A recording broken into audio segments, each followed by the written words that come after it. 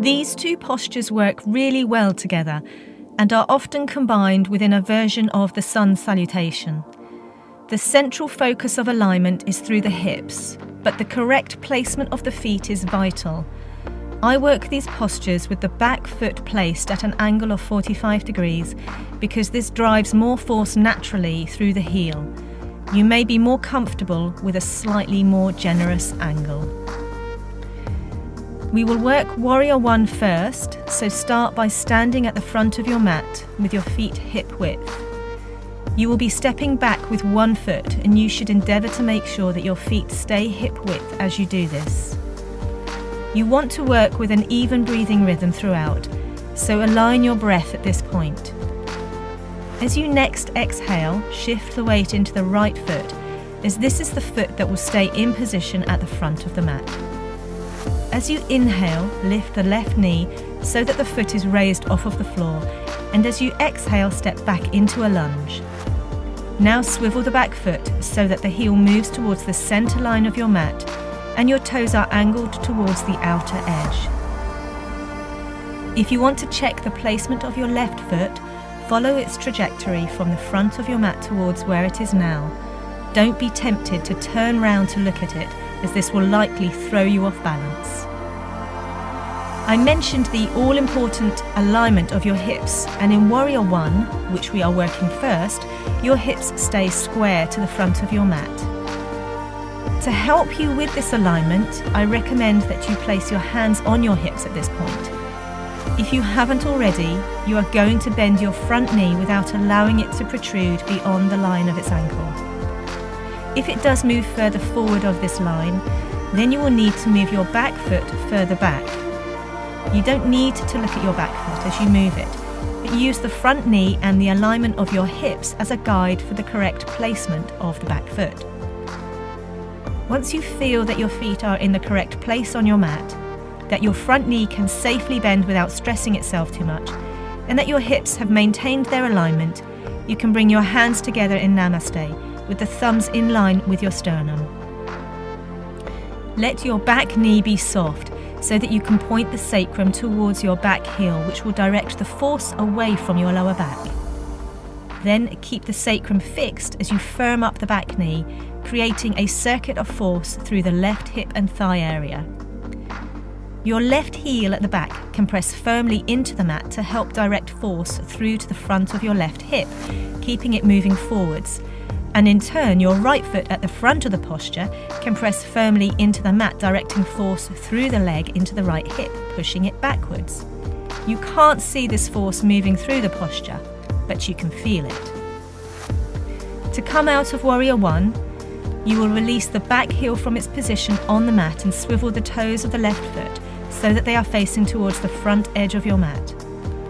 As you inhale, shift the weight into the back foot, which is now correctly aligned, so that as you exhale, you can push through the foot to bring the foot back to the front of the mat.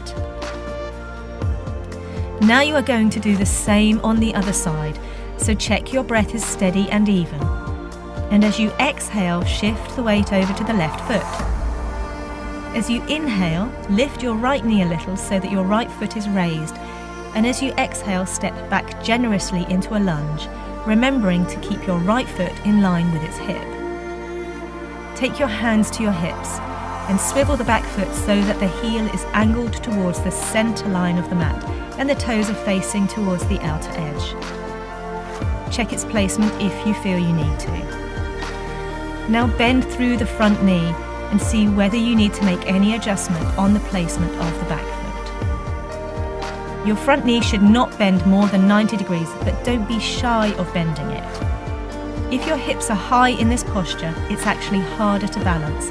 Therefore, you want to allow weight to drop into the posture, as it will give you greater security. Press firmly through the front foot to direct force that will push the left hip backwards.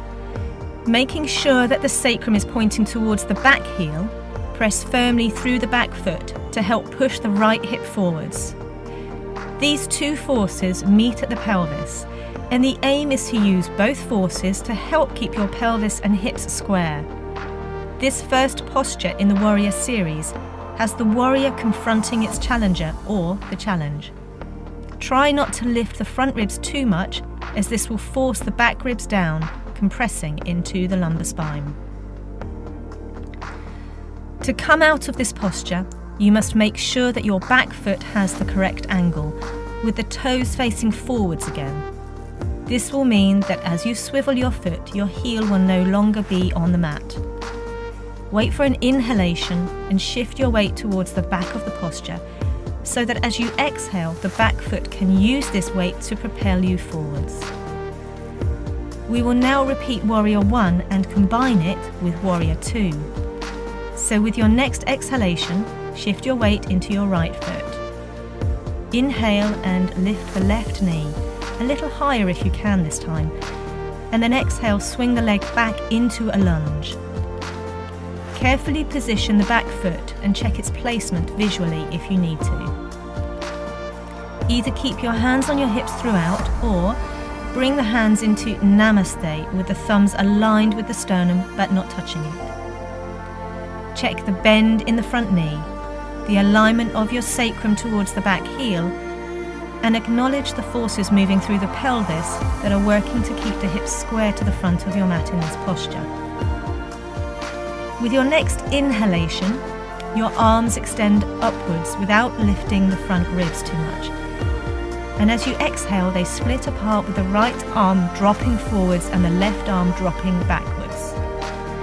At the same time as the arms split, your torso and pelvis open towards the left side edge of your mat. Your right arm is casting a shadow over the right thigh, and the left arm is casting a shadow over the left thigh. Whilst the arms help guide the alignment of the torso, the opening originates at the pelvis, and now the forces moving through the pelvis have changed. In complete contrast to before, your right hip is now moving forwards, and the left hip is naturally drawn further backwards. However, when the pelvis opens, it sometimes wants to bring the front thigh with it, so try to keep the outer edge of the right thigh soft to encourage heaviness on that side of the thigh, so that this weight naturally rotates the thigh outwards, helping it resist the inner pull. Warrior 2 keeps the challenger at arm's length, but be careful not to lean forwards too much, and aim for a vertically aligned spine. Hang back, keep the shoulders loose, and enjoy the openness of this posture. To come out of this posture, wait for an exhalation to simultaneously lower your arms and return your hips back to the front lunge position, also remembering the correct alignment of your back foot. As you inhale, shift your weight towards the back of your mat to load your back foot, and as you exhale, use the natural force from this weight to push yourself out of the posture. Now, with your next exhalation, shift the weight into your left foot, and as you inhale, lift your right knee as high as your hip if you can. Then exhale and swing the leg back into a lunge with the right foot positioned on the mat in line with its hip. Allow a breath for the correct placement of the back foot, visually checking if you need to. Bring the hands to your chest in Namaste and press firmly through both feet to engage the forces of alignment through the hips. Remember, if your front knee bends beyond the line of its ankle, you should move the back foot further back.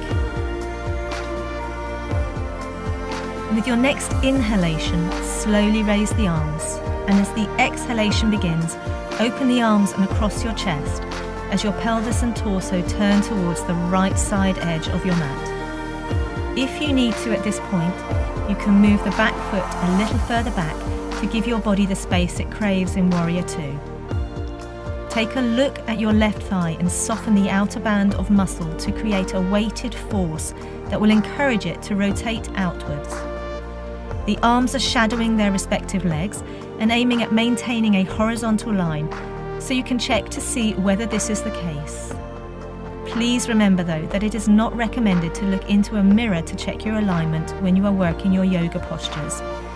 Your gaze remains at the front of the posture, where the challenge is coming from. Keep softness through the whole of the back of the body, and notice if any unnecessary tension starts to creep into your face or neck. Your shoulder blades should be sitting low on the back ribs, not peeping over the tops of your shoulders. To come out of the posture, with an exhalation you lower your arms and return the torso to a front-facing lunge posture. As you inhale, you shift the weight of your body towards the back foot, and as you exhale, you push off of the back foot to step forward. It is possible to come into these two postures from downward-facing dog pose by stepping the foot forward on the inhalation and placing the back foot in position on the exhalation. This means that you will be ready to come into the posture on an inhalation.